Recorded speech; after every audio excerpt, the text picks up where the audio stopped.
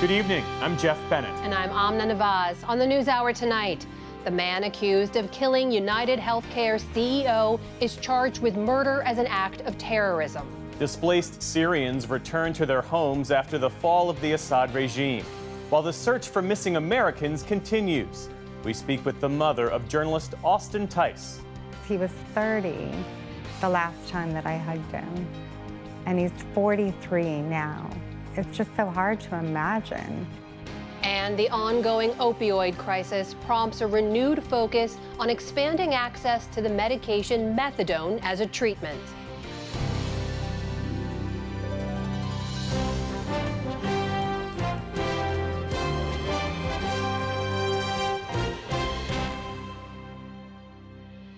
Major funding for the PBS NewsHour has been provided by the ongoing support of these individuals and institutions, and friends of the NewsHour, including Kathy and Paul Anderson, and Camilla and George Smith. The Charles F. Kettering Foundation, working to advance inclusive democracies. Learn more at kettering.org. The John S. and James L. Knight Foundation, fostering informed and engaged communities. More at kf.org. And with the ongoing support of these individuals and institutions.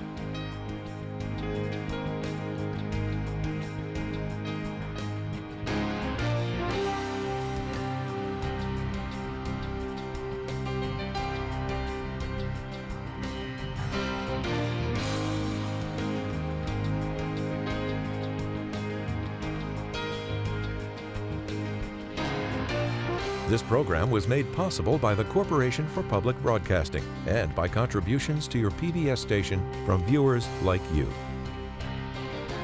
Thank you. Welcome to the NewsHour. Prosecutors in New York have charged the suspect in the killing of United Healthcare CEO with murder as an act of terrorism, among other charges. Luigi Mangione had already been charged with murder in the killing of Brian Thompson. The terror allegation is new. Under New York law, such a charge can be brought when an alleged crime is intended to intimidate or coerce a civilian population, among other factors. Manhattan's District Attorney Alvin Bragg said the brazen attack was meant to have a broader impact. This was a frightening, well-planned, targeted murder that was intended to cause shock and attention and intimidation. It occurred in one of the most bustling parts of our city, threatening the safety of local residents and tourists alike, commuters and business people just starting out on their day.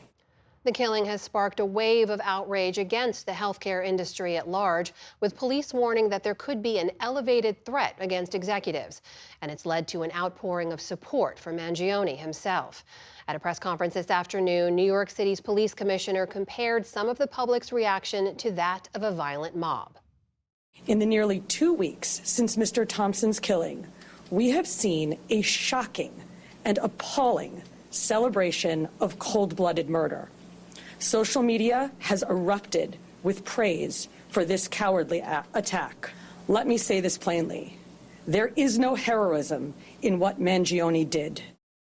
The 50-year-old Thompson was shot in the early hours of December 4th while walking to a Manhattan hotel where United Healthcare was holding its investor conference.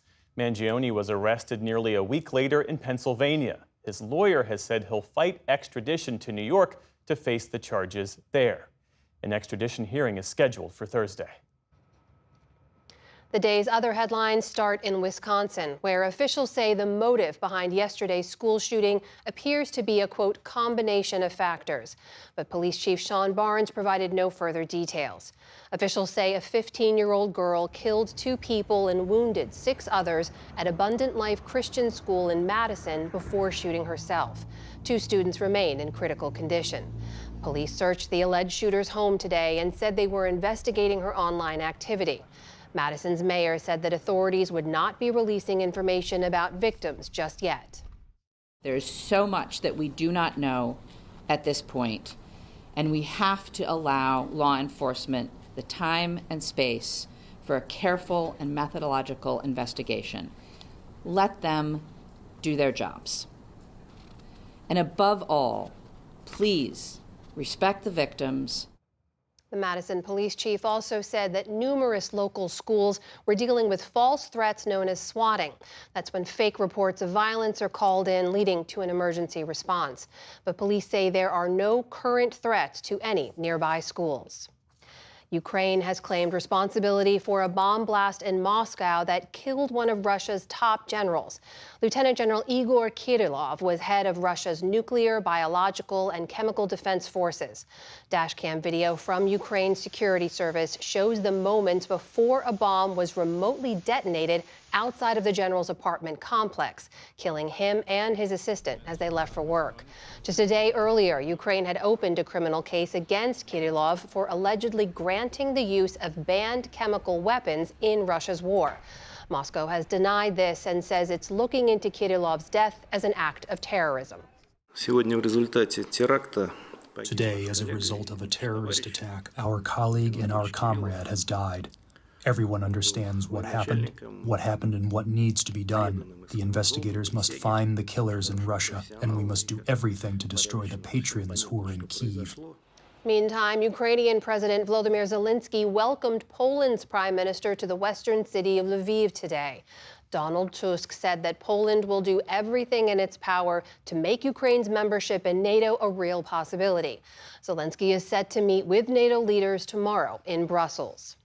Turning now to the Middle East, Israeli Prime Minister Benjamin Netanyahu says his nation's troops will remain in what Israel calls a buffer zone inside Syria for the foreseeable future. Netanyahu made the comments during a visit to the top of Mount Hermon, about 6 miles inside Syria and across the border from the Israeli-controlled Golan Heights. Israel seized a portion of southern Syria in the days after President Bashar al-Assad was ousted earlier this month. It comes as another conflict, the war in Gaza, barrels on. Palestinian medics said today an Israeli strike in the north killed at least 8 people, all from the same family. Meanwhile, in Washington, U.S. State Department officials expressed cautious optimism about a potential ceasefire in Gaza. We should be able to get to an agreement. We should be able to bridge the disagreements between the two parties.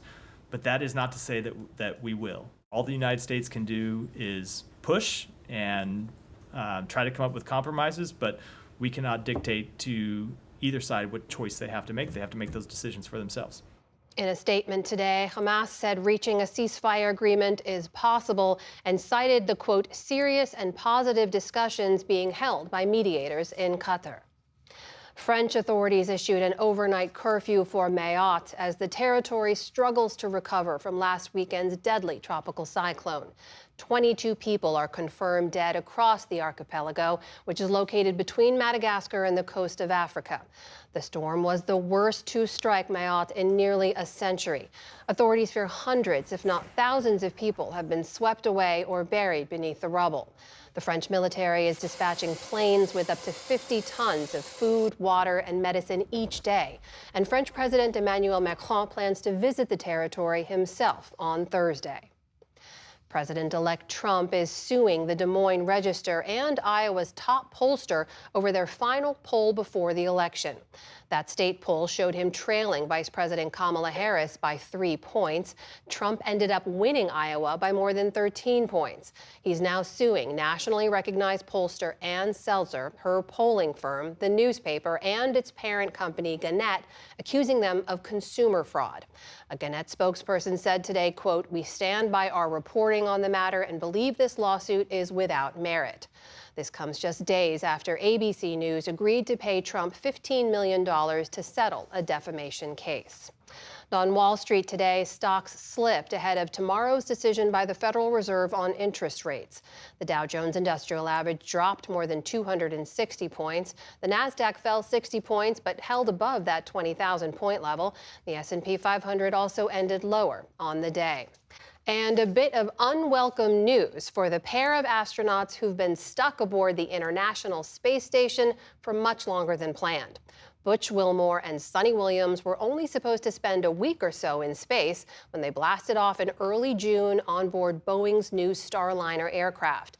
Technical problems extended their stay until February. NASA said today that they now won't be home until late March at the earliest. Still to come on the NewsHour, Congress works to strike a deal to avoid a government shutdown and fund hurricane relief. Members of the Electoral College meet to officially cast their votes for president. And the Library of Congress adds a new group of movies to the National Film Registry. This is the PBS NewsHour from the David M. Rubenstein Studio at WETA in Washington, and in the West from the Walter Cronkite School of Journalism at Arizona State University. In Syria this week, civilians are finally returning home after nearly 14 years of civil war displaced millions and left the country both divided and destroyed.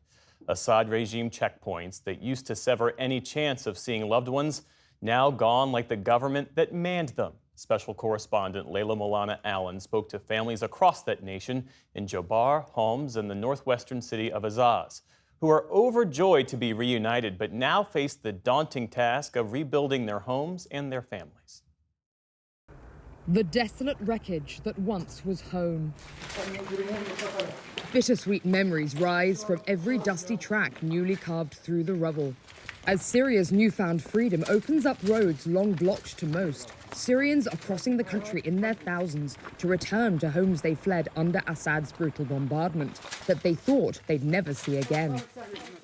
My memories of this area are so beautiful, full of flowers and jasmine. It was more like heaven than earth. But what they find there brings it all back. Yasser al-Asali watched his beloved hometown of Jobar destroyed house by house a decade ago as they refused to surrender to regime forces. And here was my study where I used to read. This is the house I was raised in. My life is here, and everything I've worked for, it's destroyed now. His neighbors gone, his community torn apart. Yasser knows it will never be the same, but he wants to try. I want to rebuild it brick by brick. I just want to go back home. I swear to God I'll get a tent and put it here on the rubble of my house. As Yasser looks at the life he loved in pieces around him, he wonders, why?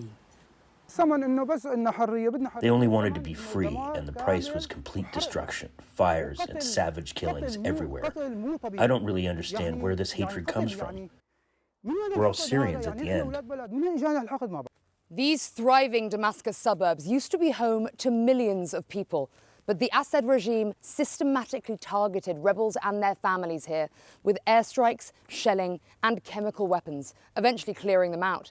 They're now free to come back, but in this shattered wasteland, most of them don't have homes to return to. Leaving Damascus to drive north to Homs, the highway is a patchwork of carnage.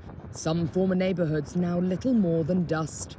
Abandoned Syrian army tanks litter the road, scattered with remnants of the fallen regime. But now this road, once a feared path lined with risky checkpoints, teems with life. Excited families heading home, rebel fighters reinforcing the country they now run. In the wreckage of Homs city, a lone figure wanders.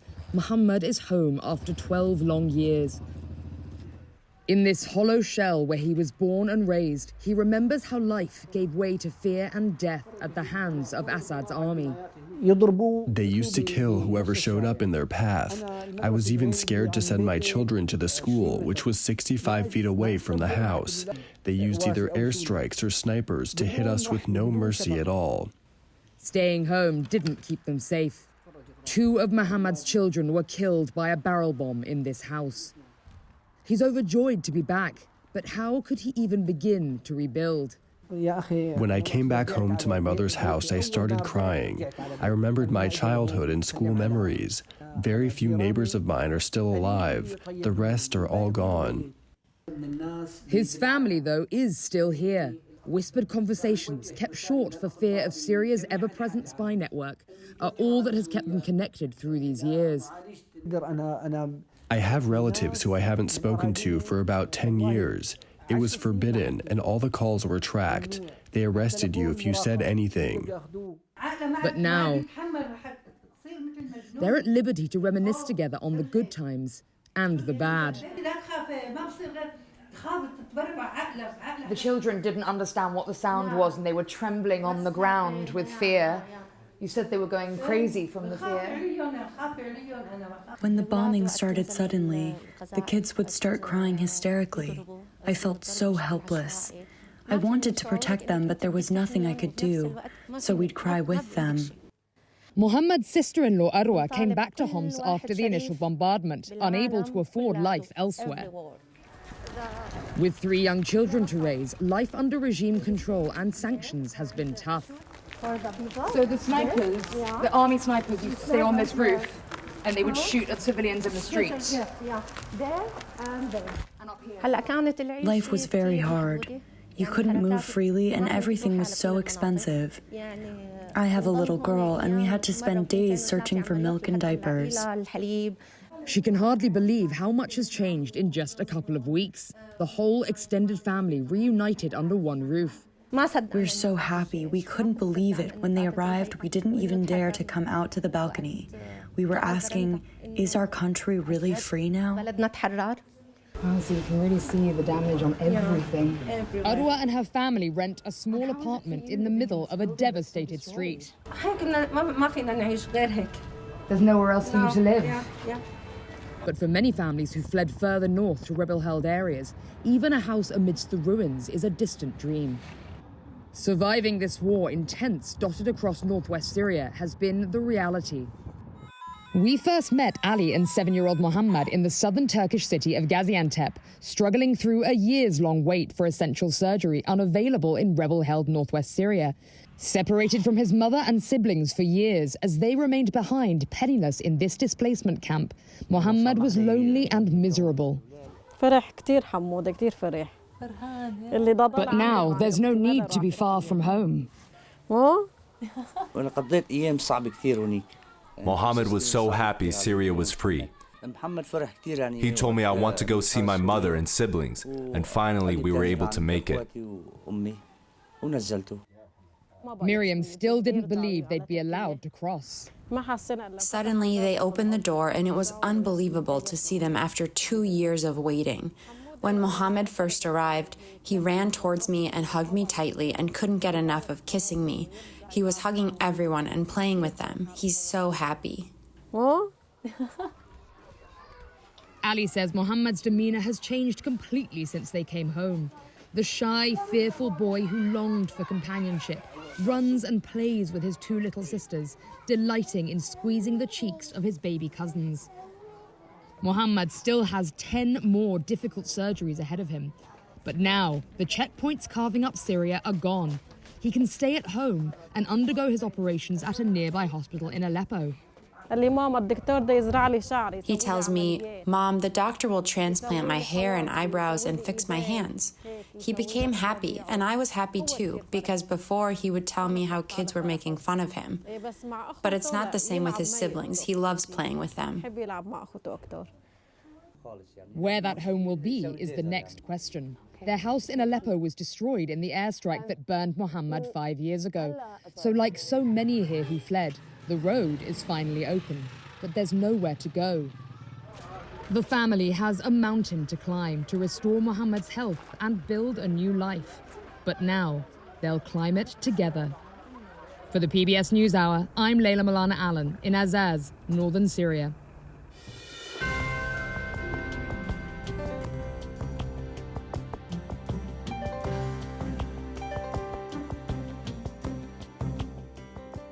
Shifting our focus now to Capitol Hill, congressional leaders should be ready to go home for the holidays, but they are staring at yet another government funding deadline and scrambling to make it.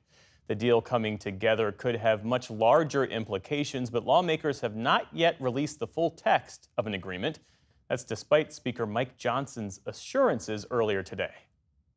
We're going to take care of these obligations and get this done, and then we're going to go to work in unified government in the 119th Congress that begins in January. Congressional correspondent Lisa Desjardins is checking her sources as we speak, but joins us now.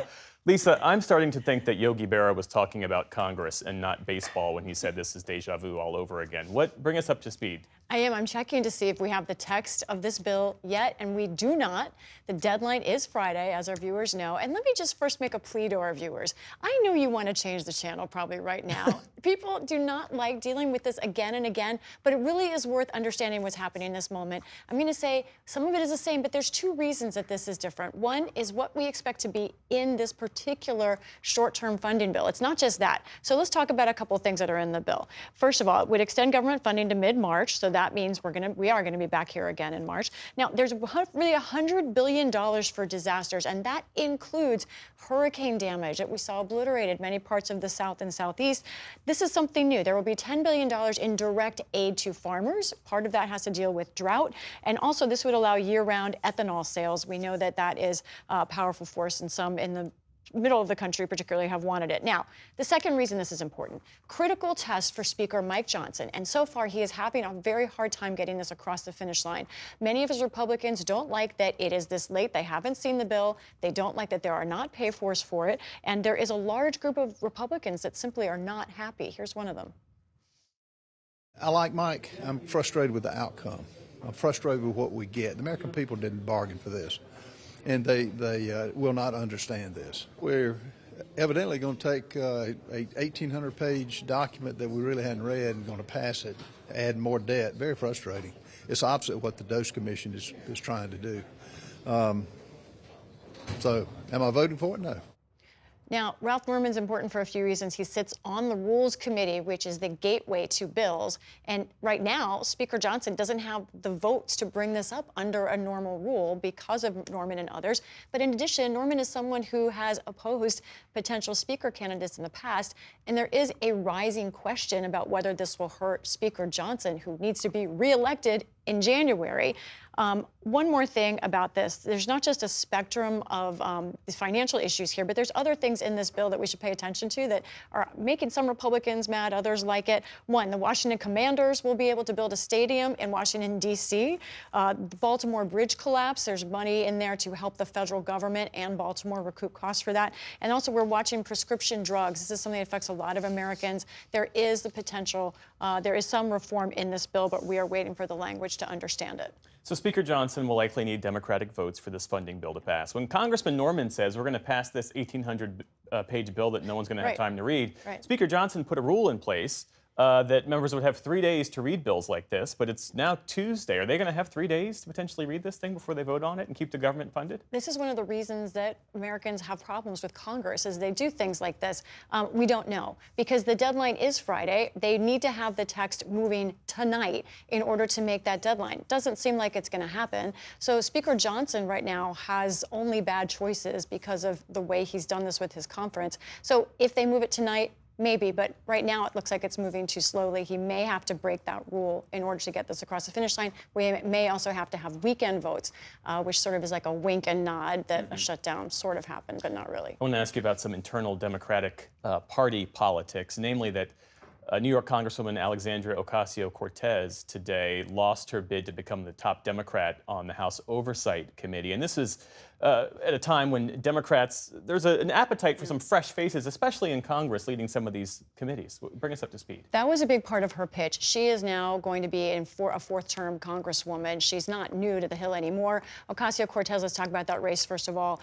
She pitched that new generation. She said, I'm one of the top fundraisers. Seniority should not just be the way that people gain traction here. It should be the people who are the strongest and able to voice things for the working class. But she lost to Jerry Connolly, a Virginia congressman, who, among other things, has important ties to Washington, D.C., which is part of the Oversight Committee's job. But there was a vote for one newer person, that's Angie Craig, who will be heading the Agriculture Committee, despite Nancy Pelosi endorsing someone else. All right, Lisa Desjardins, thanks as always. Welcome.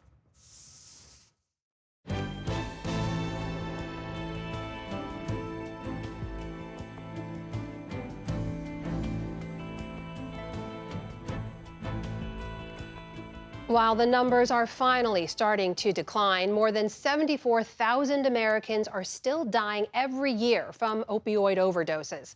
Despite that, very few people struggling with addiction get treatment.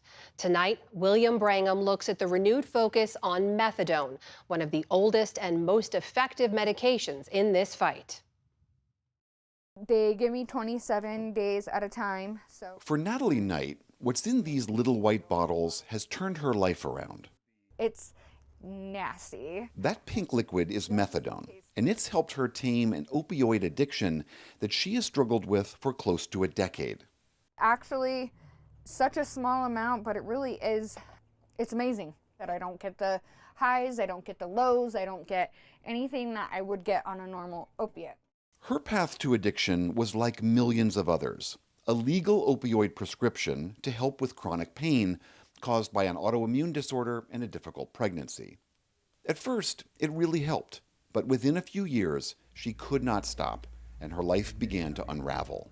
I was still trying to be a wife and a mother, which I was failing at both, and I was not able to hold a job, because when you run out of pills every 3 days, opiate withdrawal is excruciating. It's excruciating. And you're sweating and freezing at the same time. I can't imagine doing anything like that. Yeah. And every single day revolved around finding what I needed, even if it was just to get me through the next day. I got him as a puppy. She tried several other treatments, including Suboxone, a medication that helps curb the cravings for opioids, but it wasn't enough.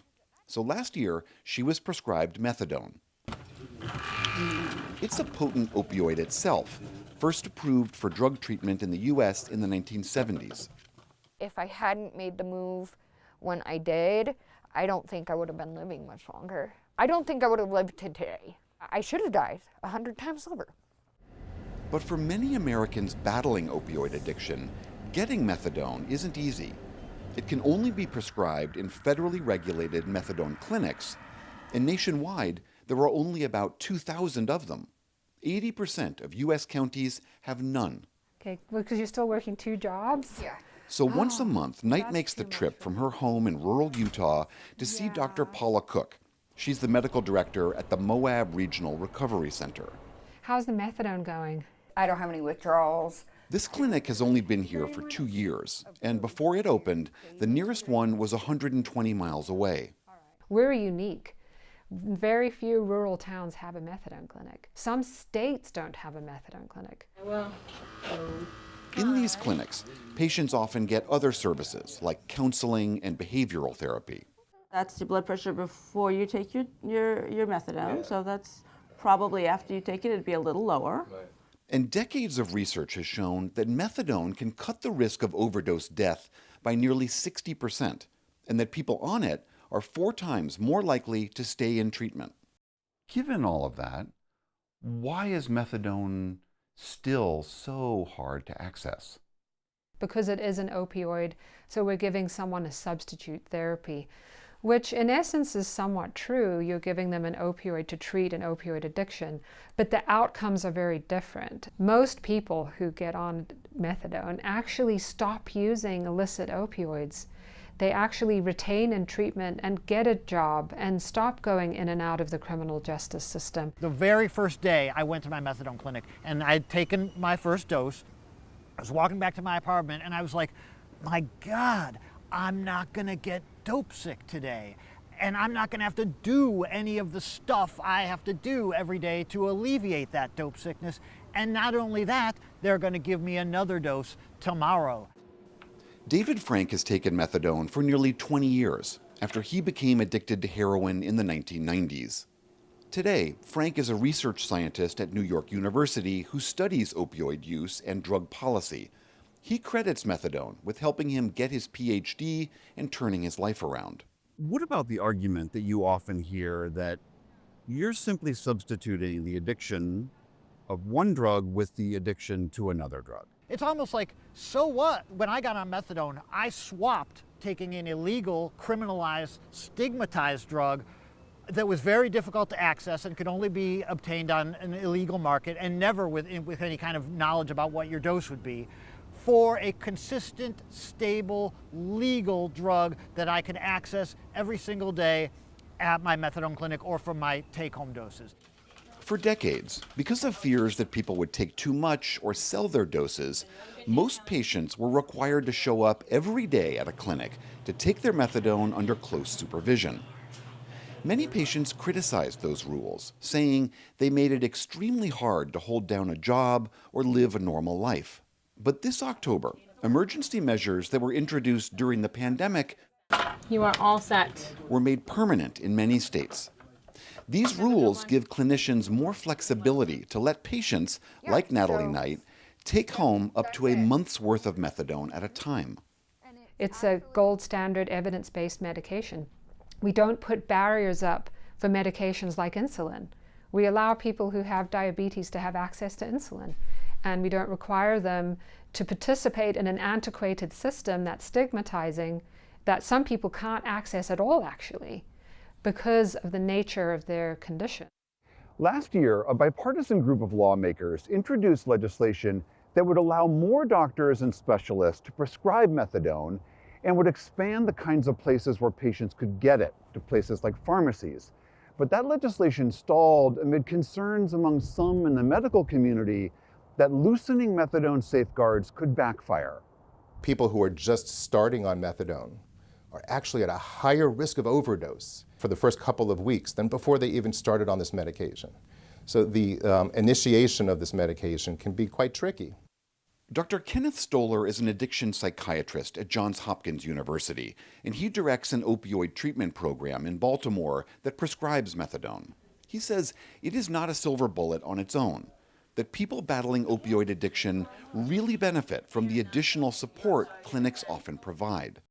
If people are getting medication within a setting that is not addressing their needs, their social needs, their medical needs, their mental health needs, all the barriers to treatment that they have, their outcomes just won't be as good as if people were going to comprehensive treatment.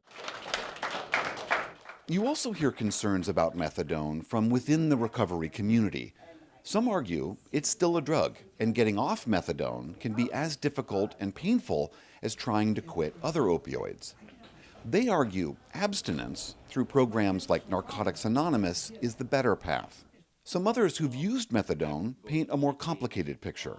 Getting on methadone saved my life. Getting off of it gave me a life. He was revived with Narcan from someone from our team. We first met Ryan Duxbury back in 2017 while reporting on the opioid crisis in Rhode Island. He took methadone for 6 years to get over his OxyContin addiction. He eventually got off methadone and now credits his sobriety to abstinence and support from peers.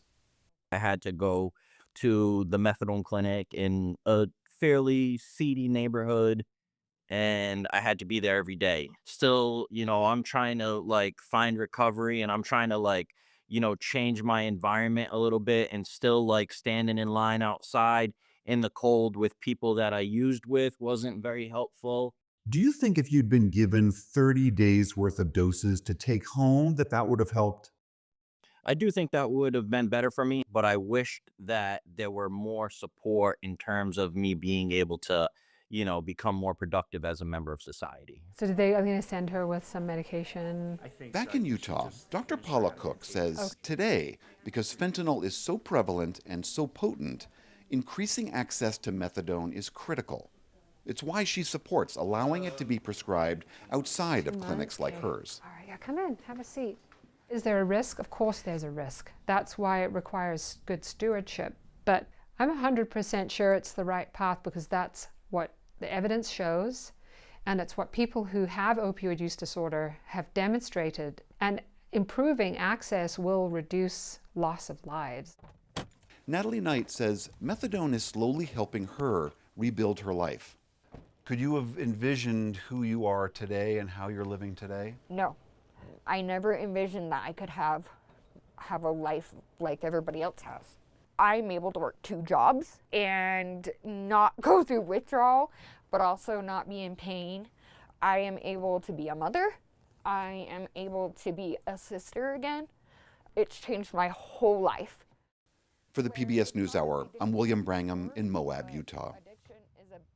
Tomorrow, we'll look at why medications are so rarely prescribed for people who struggle with one of the most commonly used and deadliest drugs, alcohol.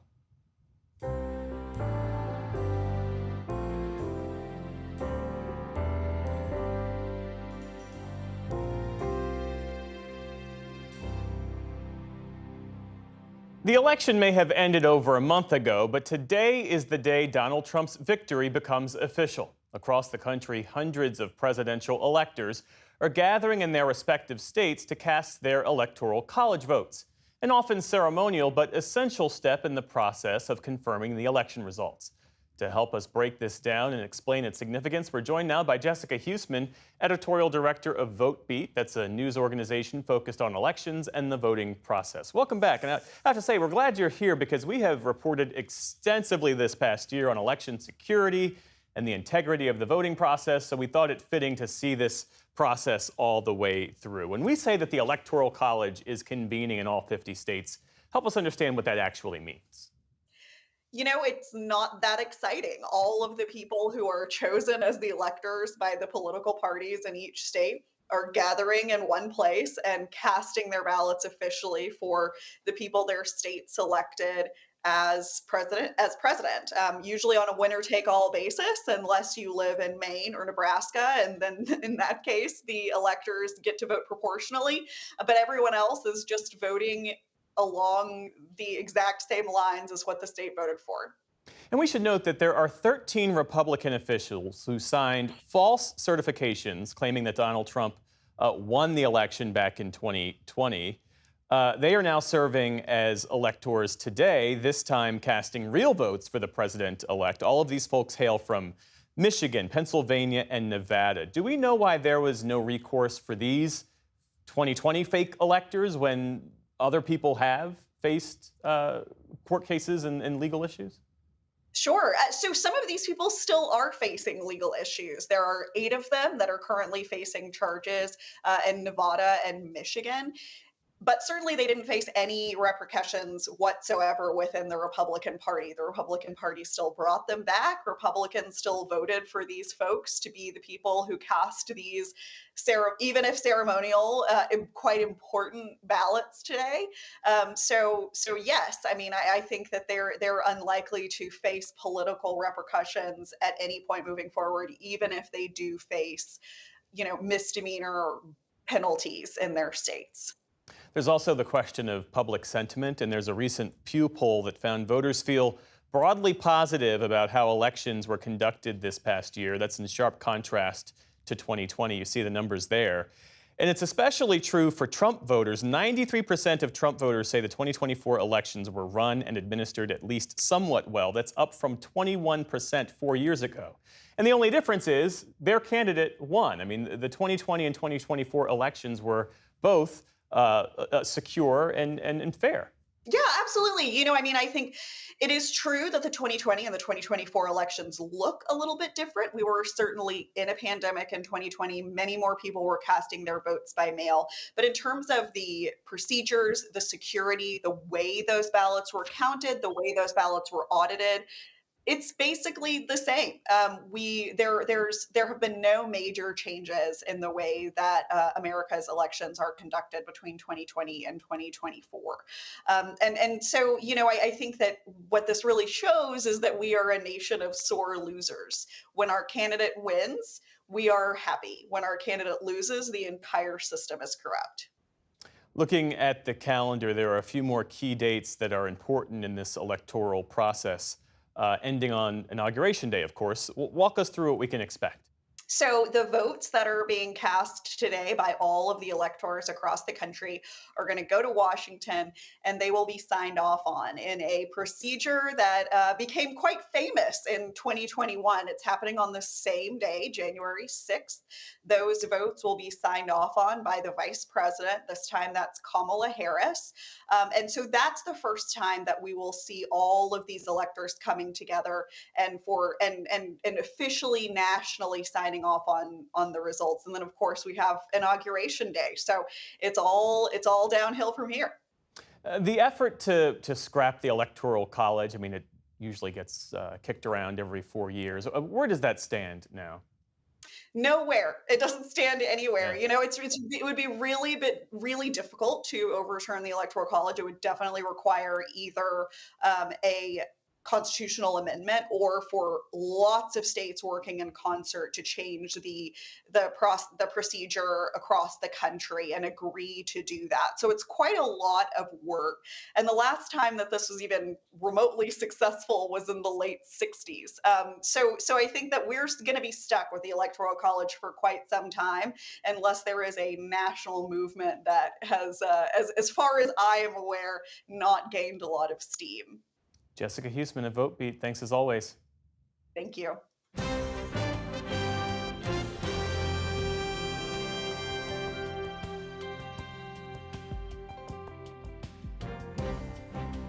Austin Tice, a former U.S. Marine and freelance journalist, is one of the longest-held American hostages abroad. But the recent fall of Bashar al-Assad and his brutal regime in Syria has renewed hope that Tice will be found, some 12 years after he was abducted during a reporting trip outside of Damascus. Details about Tice's imprisonment are limited, but here is what we do know. Tice traveled to Syria in May of 2012 to cover the war. On his way to Lebanon on August 14th, he was detained at a checkpoint in Damascus. 5 weeks later, a 43-second video surfaced showing Tice being held by armed captors. Reports emerged that Tice had escaped imprisonment in early 2013, but his freedom was short-lived, and he was recaptured in Damascus soon thereafter. Still, the Biden administration declared in 2021 its sincere belief that Tice was alive. And more recently, a Syrian former prisoner has come forward telling NBC that he saw Tice twice in prison in 2022.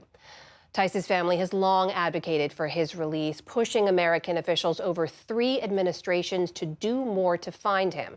And now that prisoners held by Assad's regime are being released all across Syria, Tice's family is stepping up their campaign to find him. Austin Tice's mother, Deborah, joins us now. Deborah, welcome. Thanks for being here. Thank you so much for having me here. So 12 years you have been fighting, more than 12 years, to bring your son home. What was it like for you to see the Assad regime fall, to see a new Syria emerging, and to see a new opportunity to potentially find Austin and bring him home? Well, there were 2 feelings. I don't think that the way that the change is coming on might be more difficult than we're thinking, right? But those first days, of course, when people were able to go into the prison and find their loved ones and families could be reunited, there was just a jubilee with that. And that is the kind of thing that just has to be contagious, right? To see these families that have been, wondering and waiting for so long. Yeah. You know what that's like, to be one of those families. Yeah, I can hardly wait. You sound as if that has been tempered over time, though. Do you not hold that still hold that same hope right now? Well, no, it's still the same because, there are a lot of prisons in Damascus. And the ones that they were going to first were the ones that were most dangerous to their inmates because of lack of air. Mm-hmm. So they really had to get after it. We believe that where Austin was kept was, they kept him more carefully. And so it would make sense that he would come later. Well, President Biden was asked about your son on December 8th. He said that the U.S. remains committed to bringing him home. Secretary Blinken said just a few days ago that the U.S. continues its dogged, determined efforts.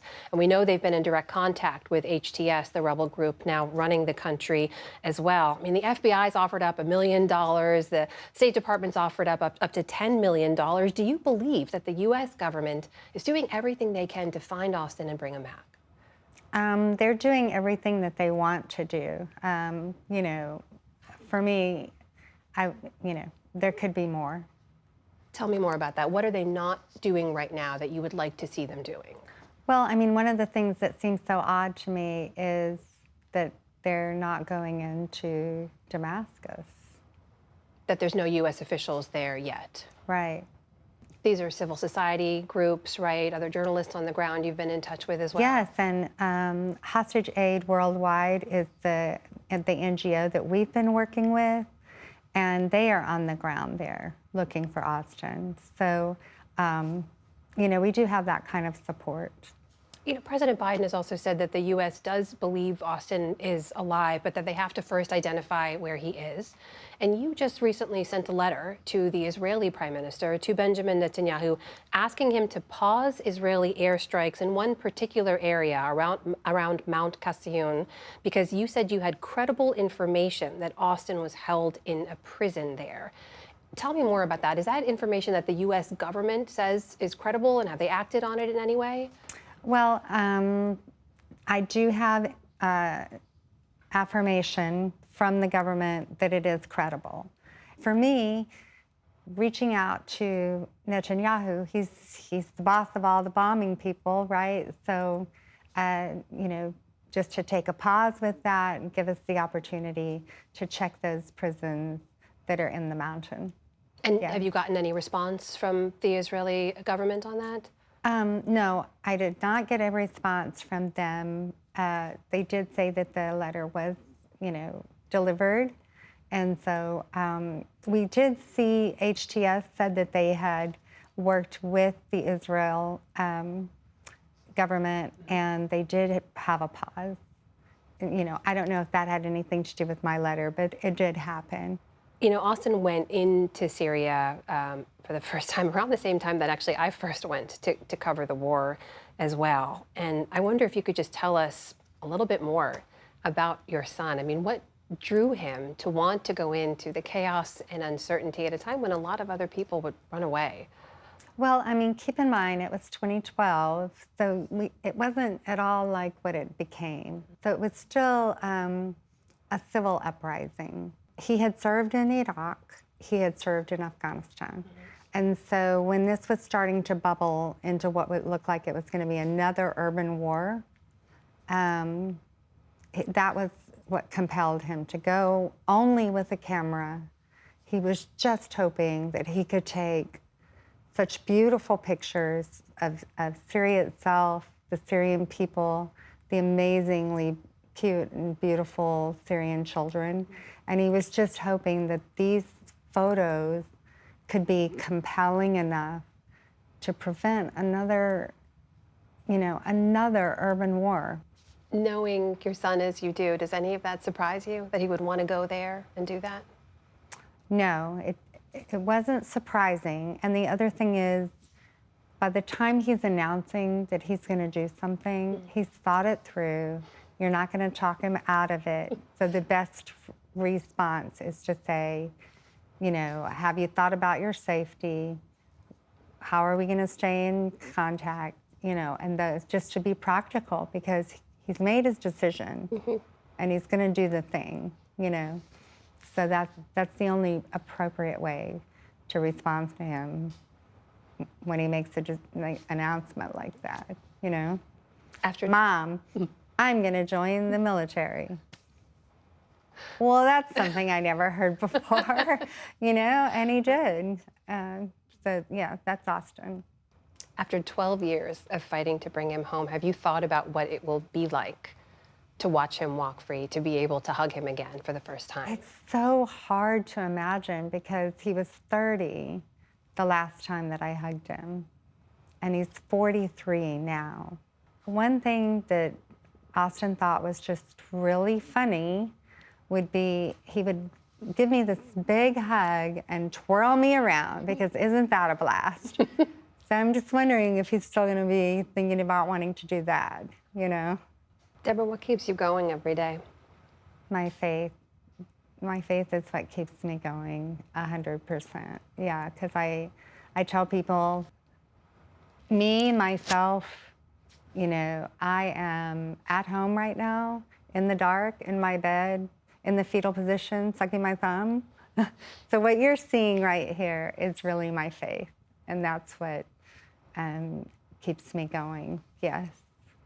There's a lot more information coming out and going into Syria post-Assad. If you could speak directly to Austin, you can get a message to him today, what would you say?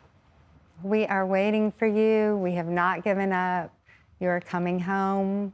You're going to go on with your life.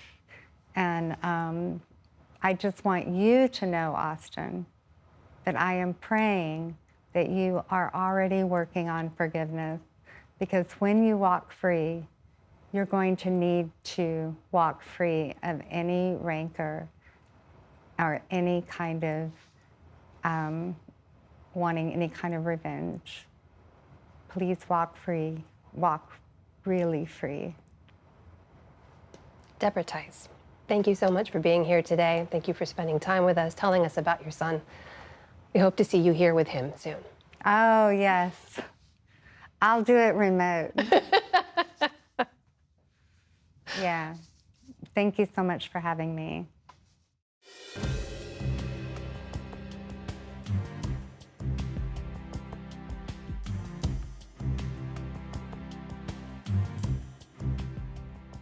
Today, the Librarian of Congress, Carla Hayden, announced the 25 films for entry into the National Film Registry. The registry, which began back in 1989, now includes some 900 movies chosen for their cultural, historic, and aesthetic importance to preserving the nation's film heritage. Our senior arts correspondent, Jeffrey Brown, has more for our Arts and Culture series, Canvas. Nobody puts baby in a corner. An iconic line from an 80s romantic classic. A graphic and brutal scene that helped define the horror genre. I consider myself the luckiest man on the face of the earth.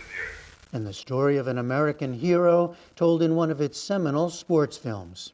3 of the 25 films chosen by a Library of Congress panel from the more than 6,700 nominated by the public for consideration this year.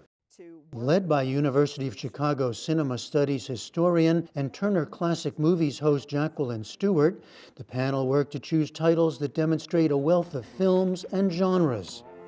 The oldest name this year, Annabelle's Serpentine Dance, made in 1895 by the Edison Manufacturing Company. From the dawn of cinema, the silent short is one of a series of recordings of popular dances performed by dancer and actress Annabelle Moore. The newest films, 2007's No Country for Old Men and The Social Network from 2010. People want to go on the internet and check out their friends, so why not build a website that offers that? Friends, pictures, profiles, whatever you can visit, browse around. The award-winning drama about Mark Zuckerberg's creation of Facebook, written by Aaron Sorkin and directed by David Fincher. Other popular Hollywood hits include the 1984 comedy Beverly Hills Cop. You know, this is the cleanest and nicest police car I've ever been in my life. And Star Trek II, The Wrath of Khan, starring William Shatner and Mexican-American actor Ricardo Montalban. Buried alive. Buried alive. The Wrath of Khan is one of 5 films selected this year that include prominent Latino artists or themes. The others include 1995's Mi Familia. It was one of the greatest days in the history of my family. And the 1970s counterculture classic Up in Smoke. I am stoned! The level of improv that we brought to those movies is what gave it its spontaneity. You know, and that's why people thought they were happening for the first time, because in many instances it was happening for the first time. The award-winning documentary Common Threads, Stories from the Quilt, is a heartbreaking record of the 1980s AIDS epidemic, told through the creation and exhibition of the AIDS Memorial Quilt on the National Mall. Several films selected were made by Black directors, including Compensation, Uptown Saturday Night, and Will from 1981, widely considered to be the first independent feature-length film directed by a Black woman, the trailblazing cinematographer and director Jessie Maple. Round. Also included this year, The Miracle Worker, Arthur Penn's biopic of Helen Keller and teacher Anne Sullivan, starring Patty Duke and Anne Bancroft. Yes! Can I have 10 hot dogs with lots of mustard and ketchup? The selection group cited 1989's Powwow Highway as one of the first indie classics to depart from long perpetuated stereotypes and treat Native Americans as ordinary people. Have a favorite movie you think should be named to the Library of Congress's list in 2025?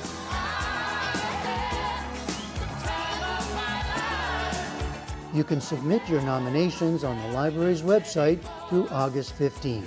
For the PBS NewsHour, I'm Jeffrey Brown. What would you nominate? I mean, I'm just glad to see Dirty Dancing made it. Finally. I gotta say, Coming to America. Oh, it's a good one, too. All right, an update now to our earlier conversation with Lisa Desjardins. Congressional leaders have now unveiled the text of that stopgap spending bill that would prevent a partial government shutdown and keep the federal government funded through mid-March. Lawmakers are still digesting the more than 1,500-page bill, which provides more than $100 billion in emergency aid for communities hit by natural disasters. And that is the NewsHour for tonight. I'm Jeff Bennett. And I'm Amna Nawaz. On behalf of the entire NewsHour team, thank you for joining us. Major funding for the PBS NewsHour has been provided by... In 1995, two friends set out to make wireless coverage accessible to all. With no long-term contracts, nationwide coverage, and 100% U.S.-based customer support. Consumer Cellular. Freedom calls.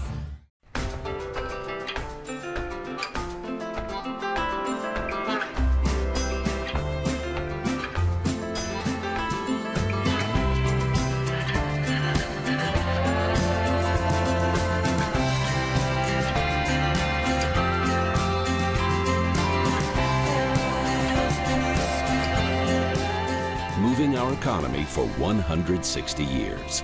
BNSF, the engine that connects us.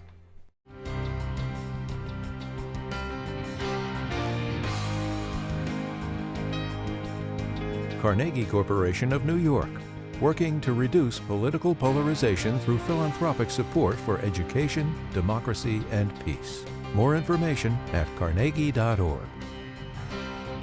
And with the ongoing support of these institutions.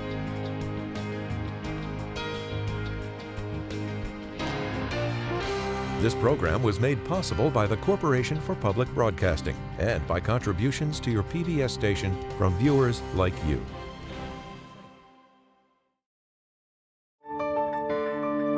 You're watching PBS.